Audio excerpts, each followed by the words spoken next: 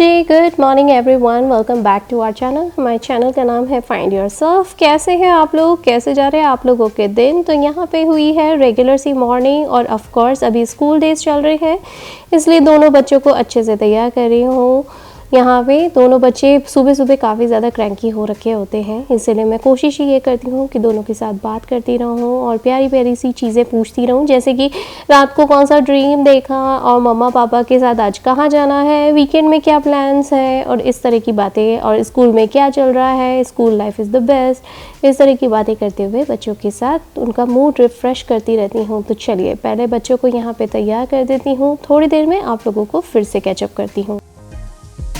बाहर का मौसम जैसा है वैसे ही मैं कपड़े पहनाना पसंद करती हूँ। फिलहाल यहाँ पे दोनों बच्चों के कपड़े चेंज कर दिए हैं, दोनों का ब्रश हो चुका है, दोनों का मुंह फ्रेश करके चेहरे पे क्रीम लगा दिया है, प्रिशा को हैंड क्रीम भी लगा दिया है।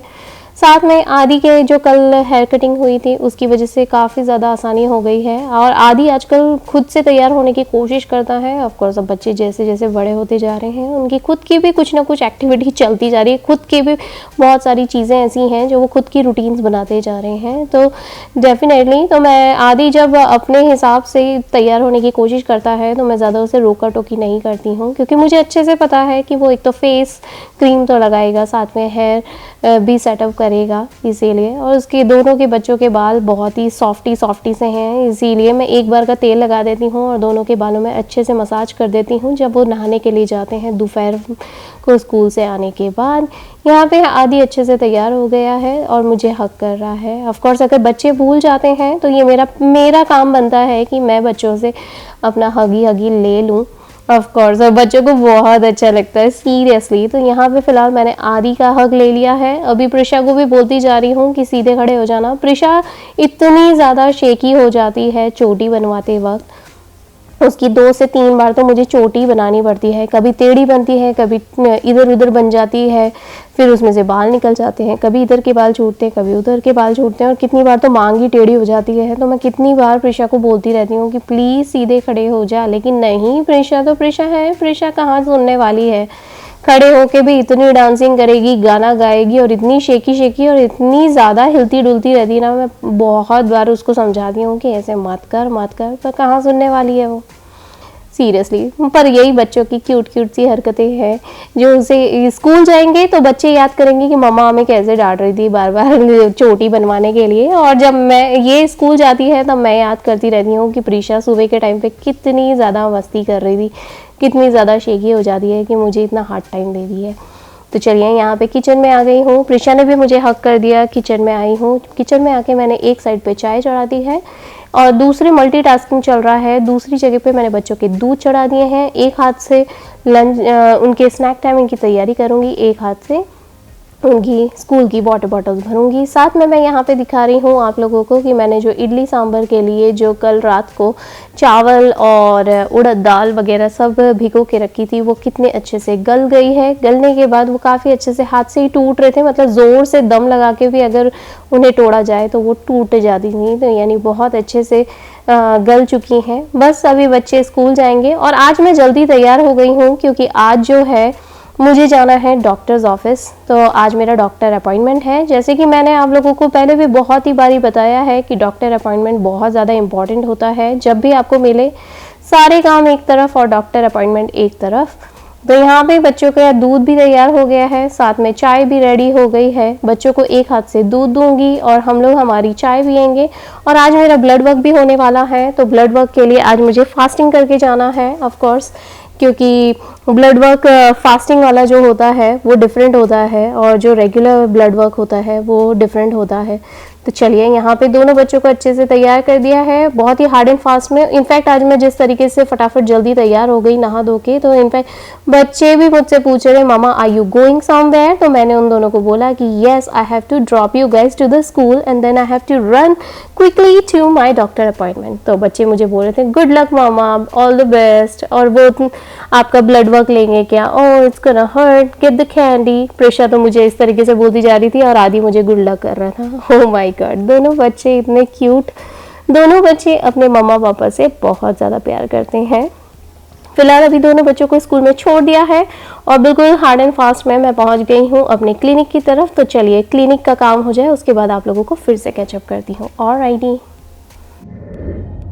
जस्ट अभी हाल गाड़ी में आके बैठी हूँ तो मैं आप लोगों को बता दी हूँ, मेरा रेगुलर चेकअप हुआ है। फुल चेकअप जो होता है आपका फिज़िकल एग्जामिनेशन वो हो गया है। साथ में मेरा ब्लड वर्क हुआ है। यहाँ पे ब्लड वर्क यानी कि खून की जांच होना, तो वो हुआ है। और बहुत ही अच्छे से, मतलब इतने पेशेंटली डॉक्टर ने मुझे चेक करा और इतने पेशेंटली मेरे सारे क्वेश्चंस का आंसर दिया। जो भी मेरे कंसर्न्स थे वो सारे क्लियर हो गए हैं।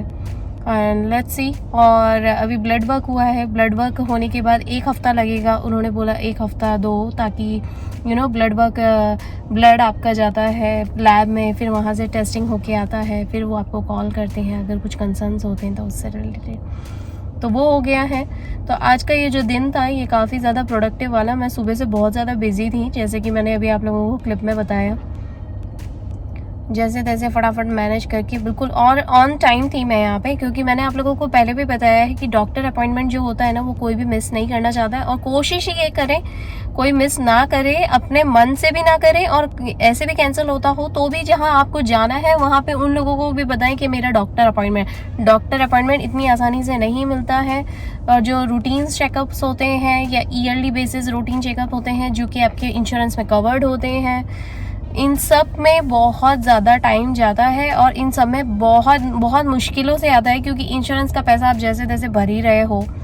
तो इंश्योरेंस का और रूटीन चेकअप्स का पूरा तरीके से फ़ायदा उठाएं। ऑफ कोर्स जो चीज़ आपके कवर्ड में है वो तो आप डेफिनेटली उस चीज़ को अवेल करें, यानी कि पूरी की पूरी तरीके से उसका लाभ उठाने की कोशिश करें, खाली ना जाने दें। चलिए अभी यहाँ पे फ़िलहाल मेरा ब्लड वर्क तो हो ही गया। उसने बोला 20 मिनट तक ये पट्टी बंधे रहने देना है, उसके बाद बैंडेज लगाई है उसने। और साथ में मैं जा रही हूँ अभी फ़िलहाल घर, और घर जाके दूसरे अपने रूटीन काम करती हूँ। और आज रात को मुझे एक इनविटेशन भी आया है, तो मैं अपनी फ्रेंड के अभी जाऊँगी। वहाँ पे मॉम एंड किड्स डेट है, प्ले डेट है। तो चलिए अभी फ़िलहाल ये है। तो अभी मुझे सुबह के बहुत सारे काम करने हैं, उसके बाद शाम को शाम की देखते हैं, है ना। तो चलिए अभी चलती हूँ घर। और बच्चों के डैडी का भी मुझे कॉल आ गया था, उन्होंने मुझे बोला कि अपडेट करना कि क्या किस तरीके से हुआ है। चलिए उनसे भी बात कर लेते हैं। चलो जस्ट अब भी हाल घर पहुँची हूँ। घर पहुँचते पहुँचते ना 15-20 मिनट हो गए, और उसने मुझे बोला था कि जैसे ही मैं ये बैंडेड लगाऊंगी ना तो इसके 20 मिनट्स बाद इसको निकालना है। तो अभी 20 मिनट्स हो चुके हैं, तो निकाल ही देती हूँ और फिर अपने रूटीन्स में लगती हूँ।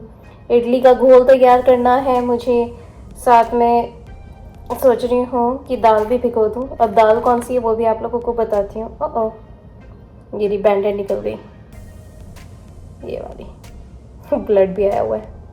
चलो इसे फेंक देती हूँ। वैसे तो अब मुझे दर्द नहीं हो रहा है, पर निशान अच्छे खासे पड़ गए नहीं। ये रे, बहुत तेज कस के बांध दिया था एकदम उसने, पर खैर कोई बात नहीं, हो जाएगा थोड़ी देर में नॉर्मल।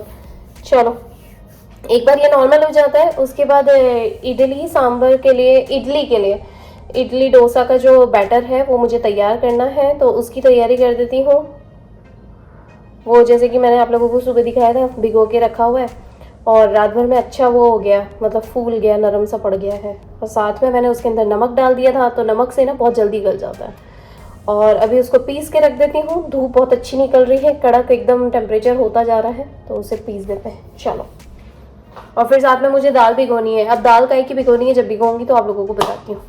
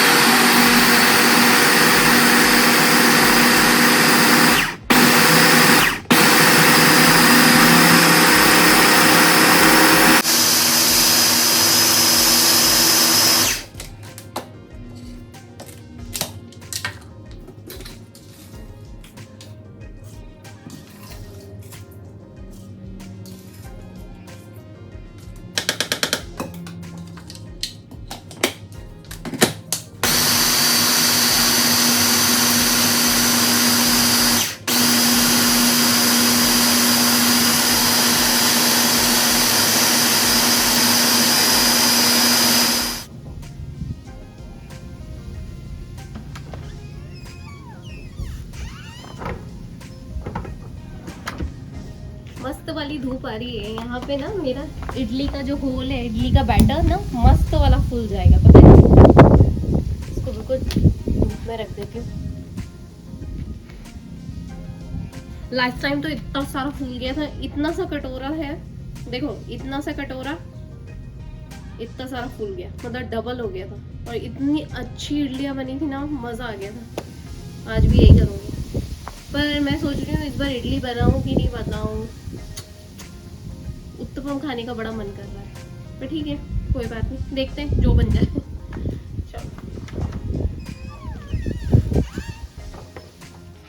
चलिए मेरा इडली का बैटर तैयार हो गया। अब मैं जैसे बोल रही थी ना कि मुझे एक दाल और गलानी है, तो मैं आपको बताती हूँ। मुझे जो दाल गलानी है, पहले तो मैं ढूंढ लेती हूँ, उसके बाद आप लोगों को बताती हूँ है कि नहीं मेरे पास। मूंगफली दाने, चटनी के लिए मुझे मूंगफली दाने भी चाहिए रहेंगे, तो मूंगफली दाने भी भिगो देती हूँ। और मुझे बनानी है ये चना दाल है मेरे पास, तो मैं चना दाल भिगो देती हूँ। मेरा बहुत मन है, और मैं पहले पिछले कुछ 1 महीने से 2 महीने से 2 बार ना, मैंने हर महीने में मतलब थोड़ा थोड़ा करके ना, मुझे पूरन पोली खाने का बड़ा मन करता है। कभी भी एकदम मन हो गया, बच्चों को ही पूरन पोली खिला दिया, तो ऐसे करके। तो अभी पूरन पोली के लिए चना दाल भी भिगोती हूँ, ज़्यादा नहीं, थोड़ी सी। ज़्यादा भिगोते हैं ना तो ज़्यादा बन के तैयार होती है, वो पड़ी पड़ी ख़राब हो जाती है और कड़वी हो जाती है, इसीलिए। और मूँगफली दाने जो है, मूंगफली दाने पानी में गला के रख देती हूँ चटनी बनाने के। तो मूंगफली दाने की चटनी हो जाएगी। नारियल चटनी के लिए तो स्पेशली नारियल खरीदने जाना पड़ेगा, पर मैं अभी कुछ नहीं कर रही हूँ, मैं बाहर नहीं जा रही हूँ, क्योंकि अननेसेसरी बाहर जाती हूँ एक चीज़ लेने के लिए, आएंगी 4 चीज़ें नहीं। तो इससे बेटर है कि मूंगफली दाने की चटनी बना लूँगी जो घर में अवेलेबल है, और साथ में चना दाल भिगो देती हूँ पूरन पोली के लिए। तो इससे मेरी ये 2 चीज़ें भी तैयार हो जाएंगी, और इडली सांभर के लिए तैयार ही हो रहा है। चलिए ये काम करती हूँ।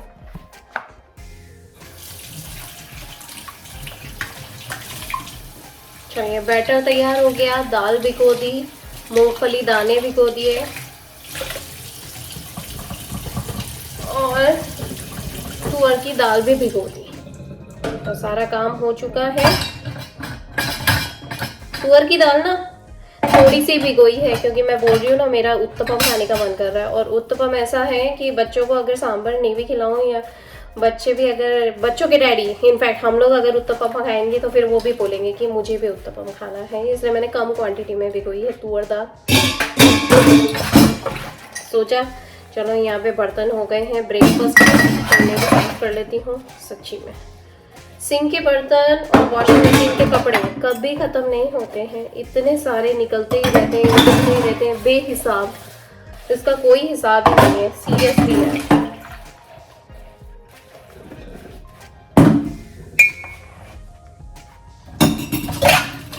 थोड़ी थोड़ी देर में बर्तन, भांडे, ये वो सब कुछ निकलता है।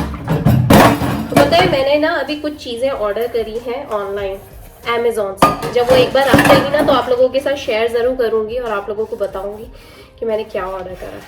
ठीक है, बहुत ज़रूरी सामान था। काफ़ी टाइम से देख रही थी कि वो सामान मुझे मिल जाए, लेकिन अच्छी रेट में जैसे ही मिला, मैंने कहा यार देर क्यों करना, इसी को मंगा लेते हैं, काम हो जाएगा। और इंडिया ट्रिप का तो ऐसा है कि इंडिया ट्रिप देखते हैं कब जाना होता है। हाँ, पर बहुत जल्दी आने वाला है। मैं आप लोगों के साथ ये बात शेयर कर रही हूँ। पहले भी मैं आप लोगों के साथ बोल चुकी हूँ, आप लोगों के सामने, कि आएगा। बहुत सोच समझ के हम लोगों को प्लान करना पड़ेगा। देखते हैं, कुछ जिम्मेदारियाँ हैं, कुछ चीज़ें हैं जो अभी चल रही हैं पैरेलल साथ के साथ। पहले वो एक बार ख़त्म हो जाए, उसके बाद हम लोग डेफिनेटली इंडिया की भी प्लानिंग करेंगे, इंडिया जाने की, वो भी एक होगा जल्द ही। चलिए अभी फ़िलहाल तो मैं यहाँ पे बर्तन धो लूँ, जो अपनी रियलिटी चल रही है पहले वो तो निपटा लूँ, उसके बाद इंडिया ट्रिप। चलिए